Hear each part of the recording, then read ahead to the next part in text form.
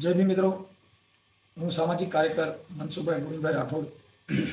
સનાતન ધર્મની અંદર અત્યારે જુનાગઢ અંબાજી મંદિરના મહંત તનસુખગીરી મહારાજ જે દેવલોક પામ્યા છે અને જેમાં હાલ અત્યારે વિવાદ થયો છે. હવે એમાં મહેશગીરીનું જે કાંઈ છે કે ભાઈ ગાદીપતિ હું છું, પણ સનાતન ધર્મની કોઈને ખ્યાલ નથી. સનાતન ધર્મ એટલે શું?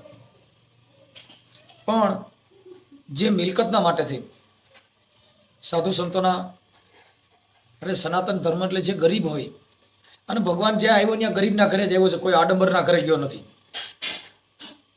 પણ મિલકત માટે થઈ અને સંતોની મરણ પથારીએ પીડ્યા હોય ત્યાં જઈને આના દસ્તાવેજ કર્યા. આવું સોશિયલ મીડિયાની અંદર હાલ આવી રહ્યું છે, જે જગત જાણે છે.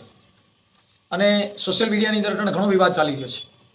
પણ સંતોની પરંપરા જ્યાં નાદ બુંદનો વિસ્તાર હોય, આ જગતની અંદર ગુરુ શિષ્ય એટલે નાદનો વિસ્તાર ગણાય, બાપ દીકરો એટલે જે બુંદનો વિસ્તાર ગણાય. જે સંતોની પરંપરામાં જે નાદનો વિસ્તાર છે, ગુરુ શિષ્યનો નાતો એટલે બાપ દીકરો ગણાય, પણ એ નાદનો વિસ્તાર છે અને બાપ દીકરો એ બુંદનો વિસ્તાર છે. હવે જે ધર્મ થકી અત્યારે જે તનસુખગીરી મહારાજ વિદાય લીધી અને જેમના દસ્તાવેજો કરવામાં આવ્યા, અને આ મહેશગીરી કહે છે કે હું એને ફલાણો છું, ઢીકડો છું, ને ઘણા ઉપર આક્ષેપ વિક્ષેપ પણ કરવામાં આવ્યા છે. સરકાર ઉપર પણ આક્ષેપો કરવામાં આવ્યા છે, અને આટલા લાખ દીધા ને ફલાણાને આટલા કરોડ દીધા. હવે એક સત્ય સાબિત કરવા માટે થઈને હજારો જૂઠનો ઉપયોગ કરવો પડે છે.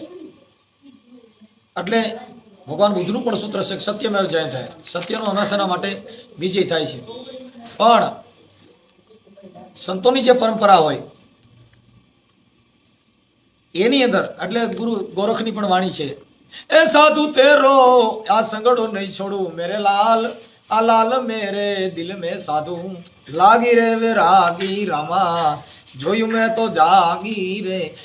અબજો રૂપિયાની મિલકત છોડીને જેને 92 લાખ માળવાનો રાજા ભરતરી, જેને આ જગત છોડીને જેને માયામાં છોડી દીધી અને જેને ભગવા પહેરી લીધા, જો તો ખરા. અને આવડા લોકો જીન્સના પાટલા કાઢીને ભગવા પહેરી લે છે. ક્યાં આ ધર્મ થકી કેવું હાલી રહ્યું છે તમે વિચાર કરો. ગોપીચંદ ભરતરી જેને 92 લાખ માળવાનો રાજા, જેને આ જગત છોડી દીધું અને જેને ભેગ કરી લીધો, અને આ મિલકત હાટું થઈ અને આ મહેશગીરી જીન્સના પાટલા પહેર્યા છે એ કાઢીને એને ભગવો પહેરી લીધો. શેના માટે? મિલકત માટે. અને બાપુના અંગૂઠા લીધા, મોટા સાધુના શિષ્ય બનવામાં છે. જે કલાકારો છે એ બાપુના ખોરામાં બેસી જાય છે અને પછી બાપુમાં હાથ દેવડાવશું. એને શેના માટે? કે પબ્લિકની અંદર તમારે અમે વાહ કરવા માટે. ભજનની કોઈને જ્ઞાન નથી. જો ભજન જો કર્યું હોય તો ભજનની અંદર જ્યાં ભેદભાવ નથી, જ્યાં મિલકત નથી. એટલે નરસિંહ મહેતાએ કીધું કે પ્રેમને વશ થઈ ગયા રાજી, આમાં હું કરે પંડિતાન હું કરે કાજી. એ ભગવાન મારો પ્રેમને વશ થઈ ગયો રાજી. જો તો ખરા વિદુરને ઘેરે જ્યારે કૃષ્ણ પધારે ત્યારે કેળા લેવા હતા માંગી, કાંઈ તેવડ નહોતી, હાવ ગરીબ માણા હતા. પણ વિદુરના ઘેરે જ્યારે કૃષ્ણે મહેમાનગતિ કરીને તે આડો પાડોમાંથી કેળા માંગી આવ્યા.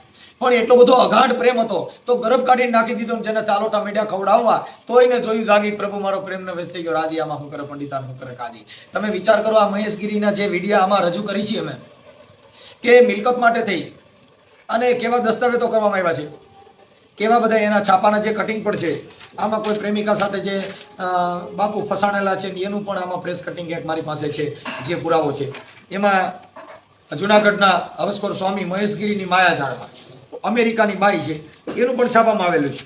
આ એમના પણ બીજું પણ એક પુરાવો છે કે મહેશગીરી સામે સાધુ સમાજમાં ગોપાલાનંદગીરી બાપુએ પણ એનો વિરોધ કરેલો છે, જેને ડિસમિસ કરવામાં આવ્યા હતા. શેના માટે? મિલકત માટે થઈ. હવે આ મહેશગીરીએ જે વિવાદમાં જેના ઘણા આક્ષેપો કર્યા છે, જેના પણ પ્રેસ કટિંગ છે. એટલે આ સંતોની પરંપરા નથી.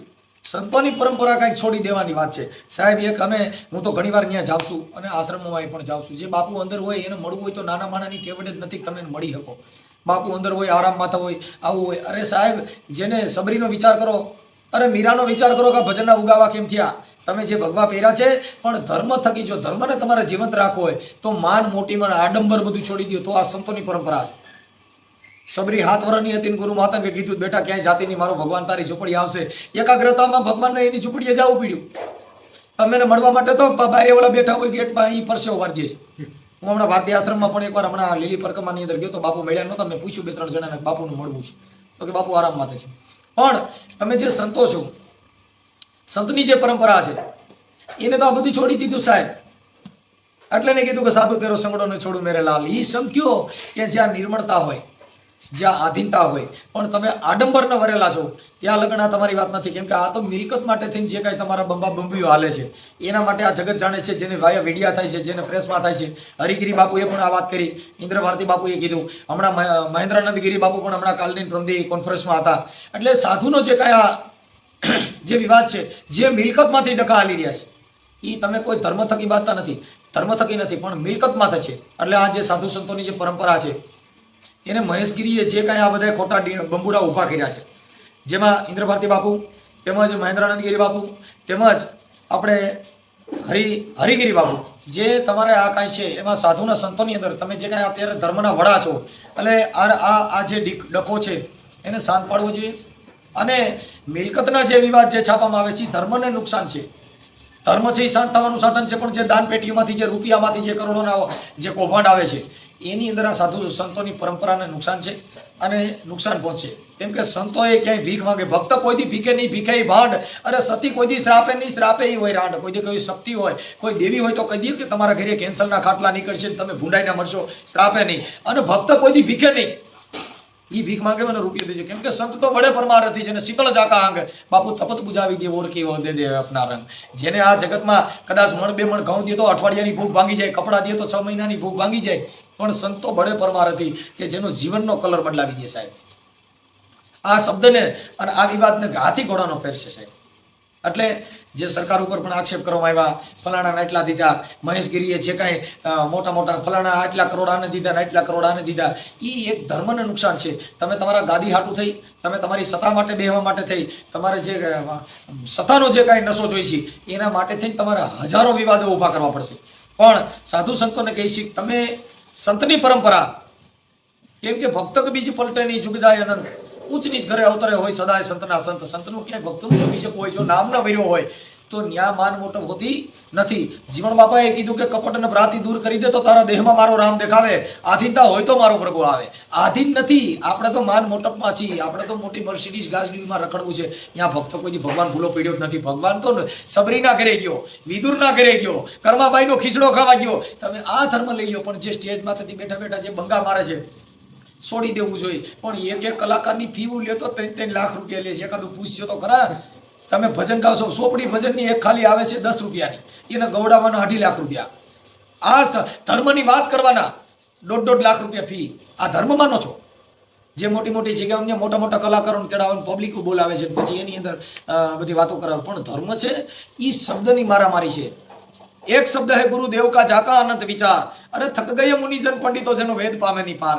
સાહેબ, જેને મોટા મોટા મુનિજનો પંડિતરો છે, એક શબ્દ હે ગુરુદેવનો, જેના અનંત છે વિચાર. થાકી ગયા મુનિજન પંડિતો બાપુ જેનો વેદ પામે નહીં પાર. એટલે અમે આ તમારા જે પરંપરાની જે શબ્દની મારામારી છે, કેમ કે આ શબ્દને જે વેર્યા હોય ત્યાં માન મોટપ હોતી નથી. ગાડીઓમાંથી બાંધણા, જગ્યામાંથી બાંધણા, દાન પેટીમાંથી બાંધણા, ભાગ પાડવામાંથી બાંધણા, આ જે ડખા છે એ મિલકતના છે, ધર્મના નથી. કેમ કે એ ધર્મની અંદર જે દાન દીધું એનો ડખો છે. આ કરોડો રૂપિયાના જે દાન લેવામાં આવે છે અને એ દાનની અંદર પછી એમાં મિલકત બનાવવા માટે, એ મિલકતના ભાગ પાડવા માટેથી નાદ ગુંદનો ડખો હાલે છે, ગુરુ શિષ્યનો ડખો હાલે છે, બાપ દીકરાના ડખા હાલે છે.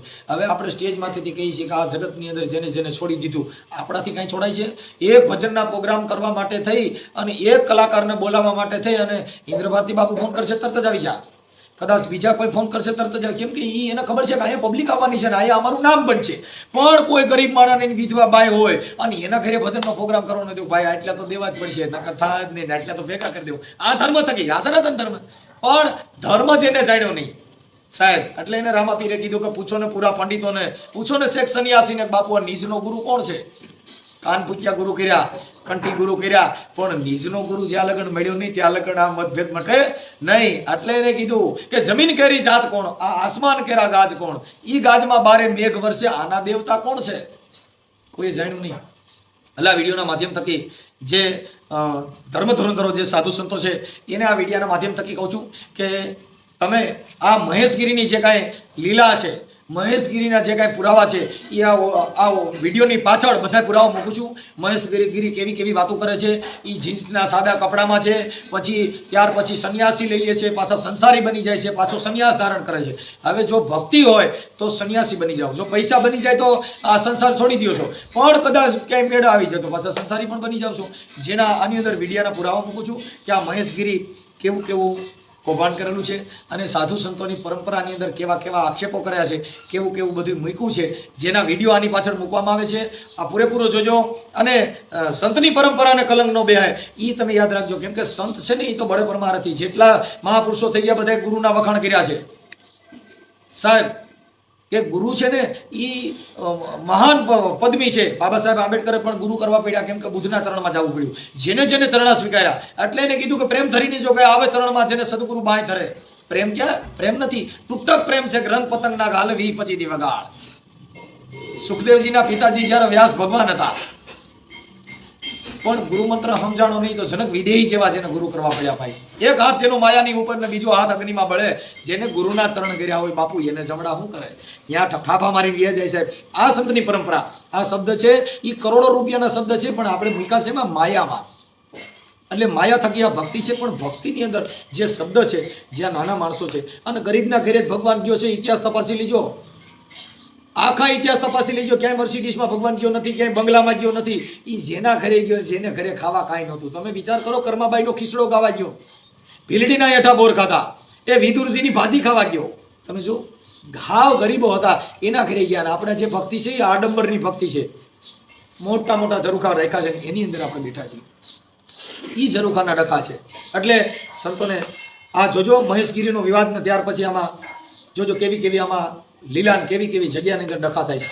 જય ભીમ, નમો બુદ્ધાય. અને સનાતન ધર્મને લઈને ઘણા આક્ષેપો પ્રતિ આક્ષેપો થઈ રહ્યા છે, શું કહેશો?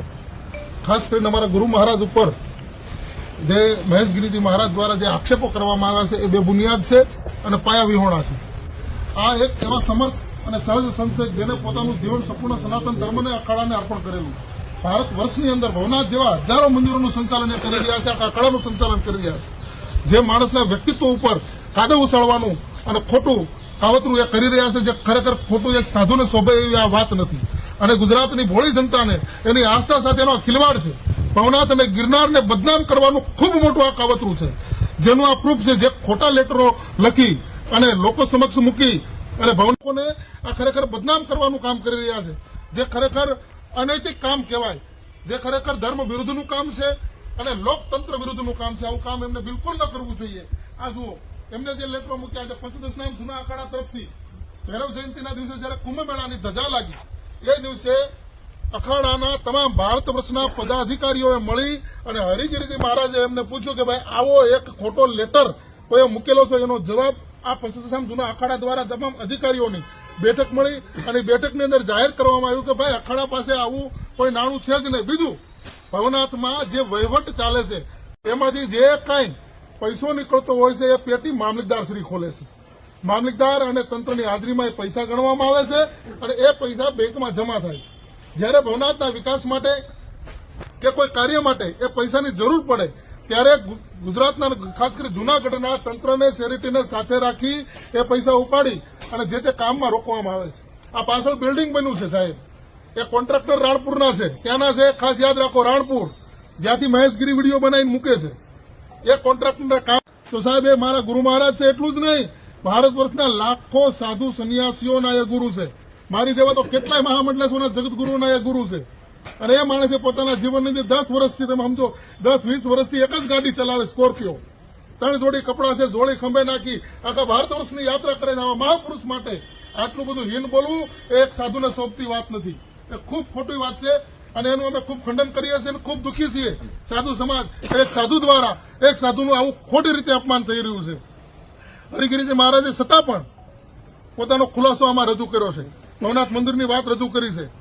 અને આજે જે કાંઈ થઈ રહ્યું છે એ ખરેખર સનાતનનું ખોટું કરી રહ્યા છીએ, સનાતન ધર્મને બદનામ કરી રહ્યા છે, જે ખરેખર આ સારી વાત નથી. એટલે મહાત્માજી આપ સમજી અને હવે આપણે આ બધું બંધ કરો તો ખૂબ સારી વાત છે. બાબુ, ખાસ કરીને પેલી તારીખે કબજો લેવા માટે, ભવનાથનો કબજો લેવા માટેની જાહેરાત કરી છે, શું સાહેબ? આજે 26મી તારીખ એટલે આજે બંધારણીય દિવસ છે.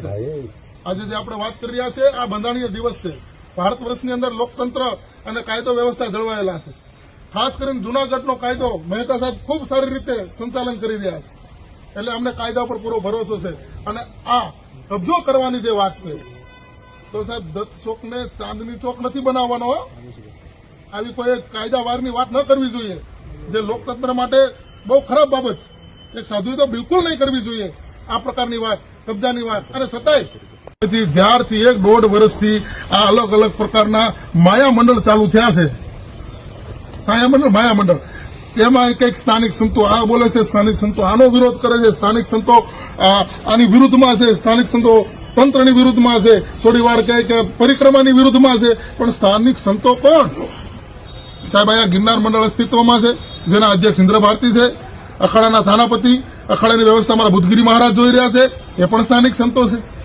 તો 2-3 જણા ભેગા મળીને કોઈ સ્થાનિક સંતની વાત કરતા હોય તો એ બિલકુલ ખોટી છે. આજે આહવાન અખાડો, અગ્નિ અખાડો અને જૂના અખાડા જૂનાગઢમાં મોજૂદ છે. આખા ગુજરાતમાંથી, ભારતમાંથી જેટલા પણ શ્રી પંચદશનામ જૂના અખાડા સાથે જોડાયેલા હોય, જેના રામ રોટી કરાવી છે, સનાતન ધર્મનું જેટલું થાય એટલું કામ કરીએ છીએ. એટલે બેફિઝલ વાતો કરી સાધુ સંતોને જે બદનામ કરવાનું, ગિરનારને દૂષિત કરવાનું, વિરોધ સિવાય કોઈ કામ જ નથી. બસ વિરોધ કરો, વિરોધ કરો. સાહેબ આ ધર્મ શાસન છે, આ રાજકારણ નથી. બરાબર, રાજકારણમાં પણ ખૂબ સારા નિયમો હોય છે. આ તો એને પાછું પાડી દીધું છે, એને નેવા મૂકી દીધું. એટલી હદે અહીંયા ચાલી રહ્યું છે જે ખરેખર ખૂબ ખોટું થઈ રહ્યું છે. એટલે ગુજરાતની ધર્મપ્રેમી અને આસ્થાળુ જનતાને જણાવીએ છીએ કે જે આ મેસેજ તમારી સુધી પહોંચ્યા છે તે વહિયાત છે, બે બુનિયાદ છે. આવી કોઈ ઘટના બનેલી નથી, કોઈ પૈસાઓ અપાયેલા નથી, આવી કોઈ વાત છે જ નહીં. મન ખડક કહાની છે આખી, અને એનું ખૂબ અમને દુઃખ છે. અમને એકને નહીં, આખા ગુજરાતના, ભારત વર્ષના તમામ સાધુઓ આનું દુઃખ વ્યક્ત કરી રહ્યા છે કે આપણી વચ્ચેથી એક માણસ, સાહેબ વિદર્ભીઓ વાત કરે તો દુઃખ ન થાય, પણ પોતાના પરિવારમાંથી, અમે પરિવાર સાધુ એટલે અમારો આખો સાધુ સમાજ બધો અમારો પરિવાર જ છે. અને ખાસ આ બે બુનિયાદ અને ખરાબ વાતો સોશિયલ મીડિયામાં જે પણ લોકો ફેલાવી રહ્યા છે એ પણ જોઈ લેજો કે મજા નહીં આવે. જે વસ્તુની હકીકત તમારી સુધી નથી પહોંચી, એ વસ્તુ જેને તમે જાણતા નથી, એના માટે તમે કેવી રીતે લખી શકો, કેવી રીતે બોલી શકો, એના માટે પણ કાયદો અને વ્યવસ્થા છે. અમે બપોર પછી વકીલોને બોલાવવાના છીએ. જે પણ લોકોએ સોશિયલ મીડિયામાં ભવનાથ વિરુદ્ધમાં, હરિગીરી મહારાજ વિરુદ્ધમાં જેટલું લખ્યું છે, બોલ્યા છે, એના માટે પણ અમે કાયદાને ધ્યાનમાં રાખી વકીલોની સલાહ લઈ અને અમે કાયદાકીય પગલાં લેશું. બાપુ અંબાજી કરતા શરમ આવે.